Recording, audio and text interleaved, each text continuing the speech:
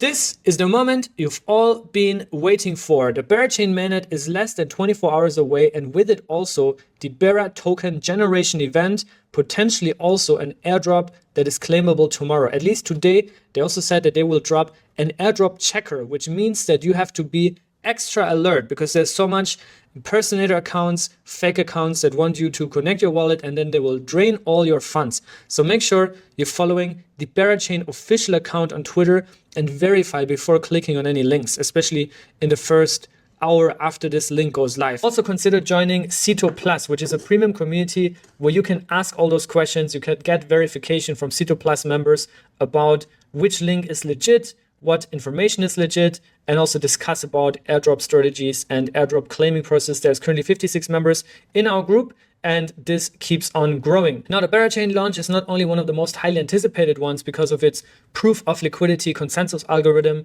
their dual Orient tree token model, if you count Honey, their native stablecoin in as well, native integration of BEX, Burbs, and Bent, which are the three DeFi protocols, and hundreds of protocols built on top of Berachain, some of which already received 8 digits in funding, but also the entire community cult around Berachain, BERA baddies, the whole vibe, everything is just very memeable and very, very strong culture. But also the BERA token was already announced to be listed on pretty much every major exchange. Bybit came out and announced the BERA spot listing, so did KuCoin. We also have BingX.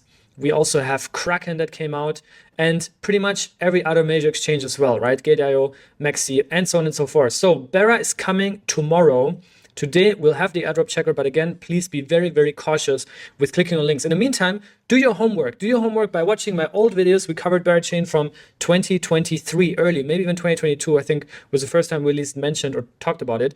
But Berachain Proof of Liquidity, they just dropped their HoneyPaper, which is basically their short white paper. And that explains how Proof of Liquidity works, also how BeaconKit, which is basically the evolution of Polaris, which was the original framework from back in the days, and Polaris now evolved into BeaconKit, also the dynamics between the BERA and BGT token. And if you just want to have a summary, you can just go down to point number 14, because that's where they have the conclusion, which is that Berachain is a novel EVM identical layer 1 blockchain using BeaconKit, which it's not built on the Cosmos SDK anymore. However, it also implements Comet BFT, which is the Cosmos native consensus algorithm for proof of stake underneath. But the main consensus algorithm is actually their proof of liquidity, which is a very unique and first of its kind algorithm that will be also very interesting, because that also means validators, and with Stakecito, we're very proud to be a Genesis validator for Berachain. But as validators, we also now have new tasks and new responsibilities, one of which being that we will be directing liquidity to applications built on Berachain, and that applications are basically offering a so-called bribe for those validators to direct liquidity. And that's going to be very interesting, I think, the whole game theory about POL. So we're going to see how that will play out.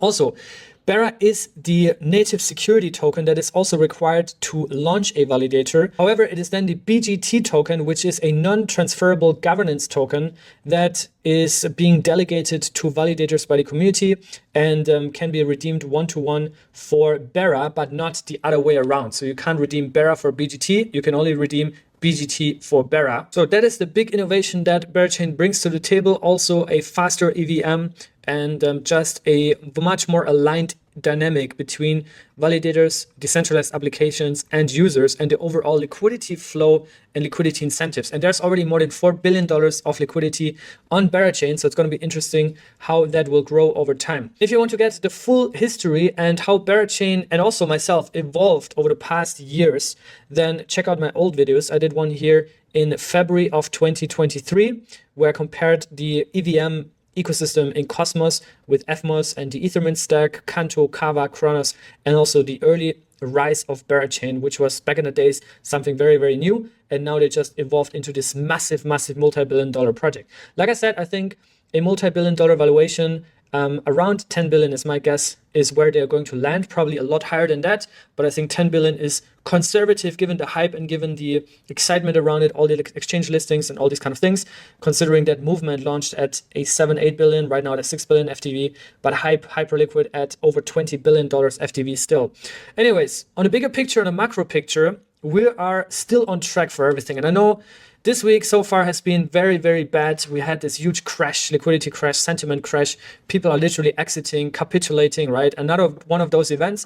And as I always say, yes, you might be getting bored of me saying the same thing over and over again, but this is just part of the game. This is what we sign up for in crypto. For exponential returns, we have to exponentially suffer. That's not just unfortunately how it is, because we're also taking an asymmetric bet here, right? We're taking huge risk and bets, but that's just what it is.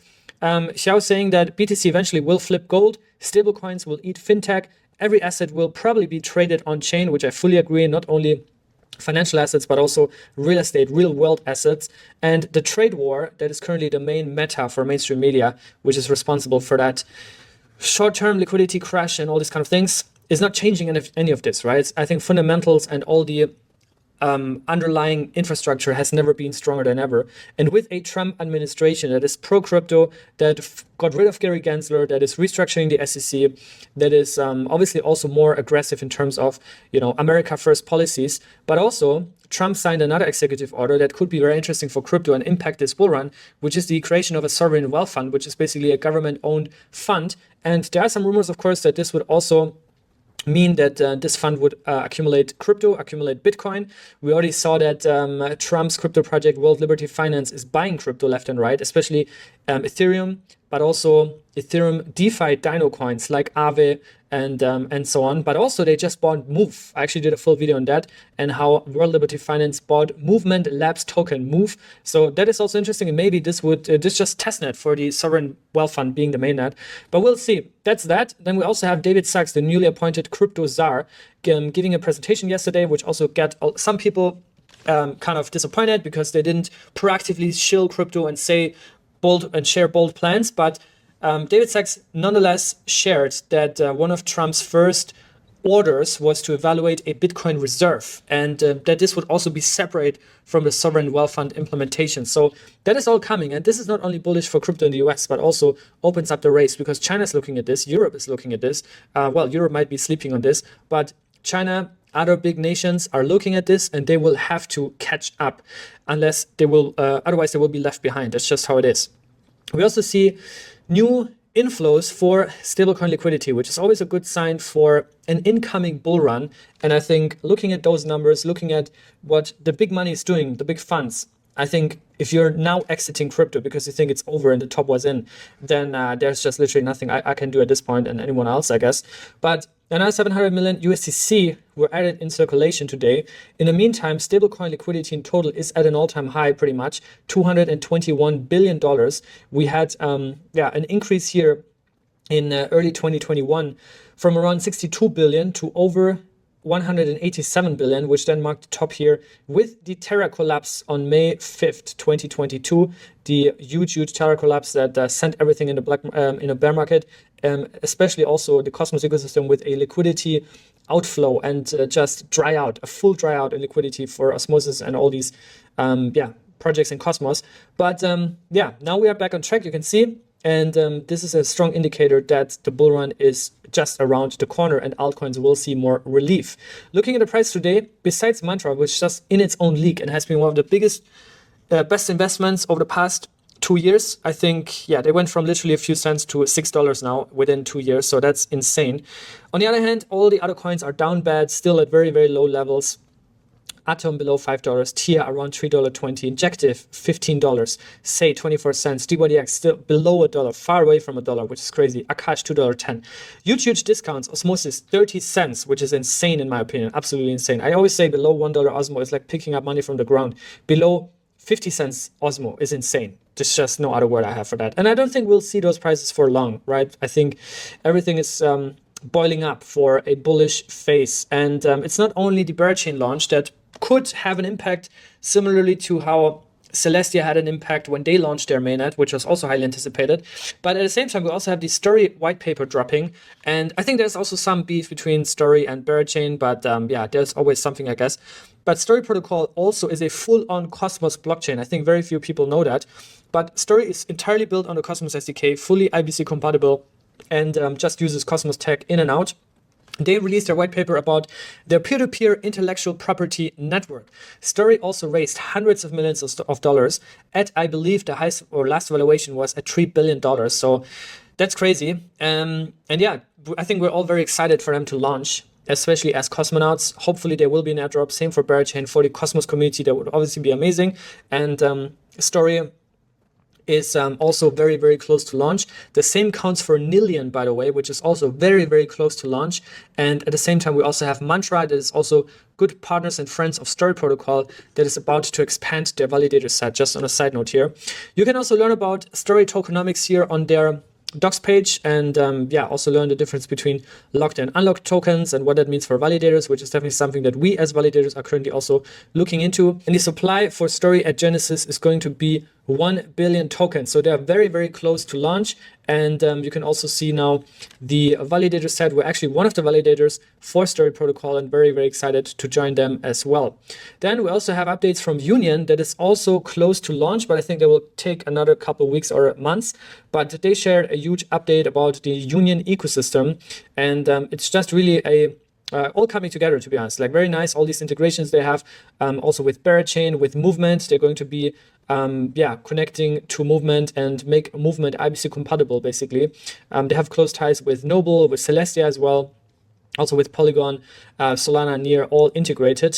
And they also have 2 Genesis collections, one of them being the CK Goblin Mode collection, the other one being the Whale Shark NFTs. And we're also very proud to have landed 2 whitelist slots for Cito Plus members. So if you're Cito Plus members, we're going to have a raffle for those whitelist slots for the Whale Shark NFT mint that is coming very, very soon, sometime next week. So stay tuned for that. And if you're a Cito Plus member, then you will be in the bucket for potentially receiving a whitelist slot. We could also land whitelist slots for all our Cito Plus members with the OMies mint that happened a couple of weeks ago, the Mantra NFT collection that did a 120, 130x, and also for FlixFam badges. So we actually just partnered with OmniFlix Network to receive their FlixFam badge for all Cito Plus members, which means we get exclusive whitelist spots and airdrops, access to campaigns, and also monthly rewards. So I guess definitely reasons to consider becoming a Cito Plus member, and also definitely follow Union and also join their ceremony campaign, because here you can actually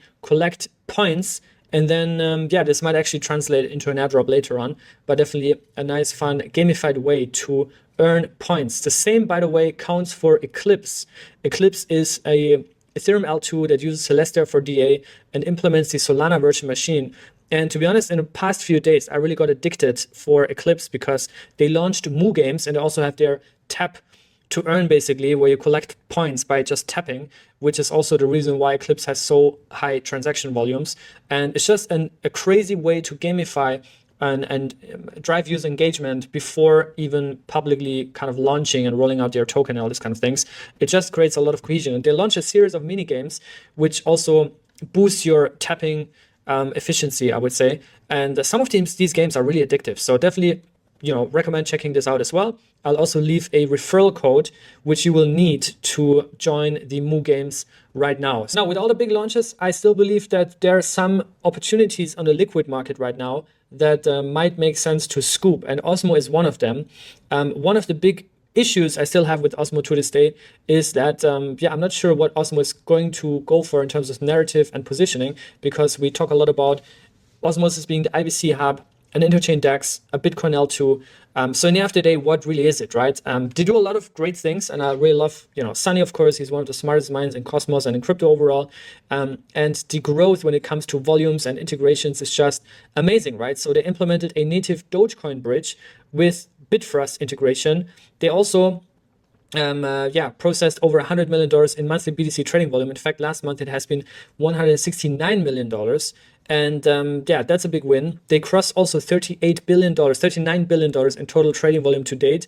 And John also posted a blog post, an article about the state of the Osmo tokenomics, which also went through many refinements, improvements, and iterations over 2024 in terms of the inflation reduction, in terms of revenue accrual, burn mechanisms, and all these kind of things. Osmo is also now integrated with Swissborg, which is good to see. Data spaces with Babylon.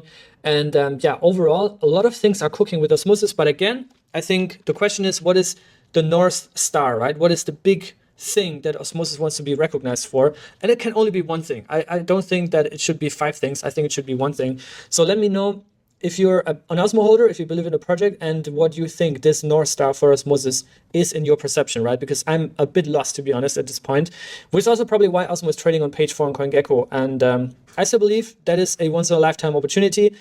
Obviously, I'm in the Osmosis community since day one, got the airdrop, the original airdrop, with a snapshot being, I think it was February 18, when Stargate went live, and with it also then shortly after IBC went live. So Osmosis is definitely OG cosmonauts. I'm an OG osmonaut, and so I guess there are many few that are loyal listeners to Cito over the years. But let me know what your thoughts are on Osmosis. Then we also have MilkyWay, which is the restaking portal that is currently still residing on Osmosis, and is focused on dATOM and TIA liquidity for liquid staking. But they also launched their restaking portal and also partnered with Drop, so you can also earn droplet points and MilkyWay points by depositing or restaking your dTIA and I think dATOM as well, or is it only dTIA on MilkyWay? But yeah, they also teased that something big is coming soon that would change everything. So definitely something to also put in your watch list, because MilkyWay is going to migrate entirely onto Initia, which itself is already delayed for its launch, but I guess now we're also just days, maybe weeks away from a full Initia launch. They just had their final rehearsals, because Initia is also going to launch with multiple L2s or Minitias out of the gate, and I believe MilkyWay is going to be one of them, which also means the Milk token is going to go live. Now, we also have improvement ideas, proposals for Celestia TIA, which is a inflation reduction by 33%, and many core contributors like also Mustafa, the founder, have also said that they're supportive of this idea, which obviously means that we're getting less staking rewards. And as a validator, this is really harming our business here in terms of the commissions that we're earning. So that's definitely not good from that perspective. On the other hand, it also means potentially decreased sell pressure and a fair compensation for security on a chain level, right? Because apparently now the chain is overpaying for its security. But yeah, we'll see if that proposal goes through, and how much of an impact that would have on the staking ratio, because I also believe a lot of people have unstaked their TIA because of the airdrop meta that vanished and is now shifted towards NFT communities like Sloth, Mammoths, Bad Kids, and OMies, and all these kind of new NFT collections, which is a trend I think we'll continue to see. So I think either a chain has high inflation and with it also high staking rewards, or the airdrop meta to really get people to stake their tokens, or just a very, very high token price that a lot of these early token holders, back holders, just have decent backs, where even a 4, 5, 6% staking reward would mean meaningful rewards in terms of dollars, right? But yeah, now we do have Berachain launch tomorrow, and with it also stBGT, which is Stride staking derivative or derivative token for Berachain, that is also launching tomorrow. So Stride, I think this is a golden opportunity now that their entire aggressive incentive structure and incentive plans are over. No more farming of STRD tokens for campaigns like the TIA one, where they gave out 5% of the supply for TIA liquid stakers. Now this is not going to be incentivized, at least not in STRD terms, maybe in USDC terms, of which they have $700,000 that could potentially be given out as incentives here. But yeah, tomorrow launch of stBGT from Stride. Then also we have news from Saga. They are about to launch Lil C, which is their chain-led liquidity integration layer. So it's also a native integration of liquidity. And I think this is a trend we'll continue to see. I think Torchain was one of the pioneers that have integrated liquidity natively. Now we have Berachain bringing it to a whole new level with their POL. And now we also have Saga that is building out its own liquidity layer natively into the main chain. So we're going to see how that will play out and when it launches, but hopefully it comes very, very soon. Then we also have Initia. We already talked about MilkyWay, but there's also a whole NFT economy that is evolving on Initia. We already heard about Stargaze launching a launchpad basically called Intergaze on Initia. So that's coming. And then we have these kind of NFT collections that are dropping. I think raccoons are the main ones. I missed that one out, but I think if you hold one, then that's definitely one to, I guess, hold on to. Same for OMies. At the Cito song, we did a full breakdown of the OMies trade body types, which is also something, if you hold an OMie, you should check that out as well. And finally, news from our media partners, one at Interprotocol. They are now about to integrate dATOM vaults, which means that if you liquid stake your atoms on Drop Protocol, you can use that to mint IST and also earn droplet points, is at least my understanding here. And then you can use that IST for DeFi strategies across Cosmos DeFi. And also, Interprotocol is joining the third round of Hydro, which means they're bidding for liquidity and invite all Atom stakers to vote in their support. So if you got your atoms deposited onto Hydro, which already had its third cap, then you can vote for for Interprotocol in the next round. Finally, also quick news from Common, which is the native DEX on Aleph 0, which is a ZK interoperability and DeFi play, I should say, in that is not even Cosmos native, but eventually will connect to Cosmos through IBC. At least that's what I'm pushing also towards that direction. And Common is the native DEX that also just released its tokenomics, which means Aleph 0 stakers and LPs on Common and traders are getting an airdrop because 20% of the tokenomics are allocated for airdrop campaigns, present and future campaigns. Now, that's all for today. Check out Eclipse. Check out your eligibility for the Common airdrop, read the story white paper and tokenomics, read the Berachain white paper. A lot of homework for you today. Be very, very careful to not get wrecked with false Berachain airdrop checkers today, because that's going to be a very, very hot theme. Consider joining Cito Plus. We'd love to see you there. Engage with you. I also do a monthly AMA there with Sepmos, who is the product lead for Cito Plus. We also do founder interviews, and it's a much more refined, small community, so you actually get to ask questions directly. We already had JP in there last week, so that was really nice. And you can also propose guests that you want to have for the Cito Plus community. Anyways, that's all for today. Don't get wrecked today. Be very careful. I'll see you soon. Until then, stay safe and be good.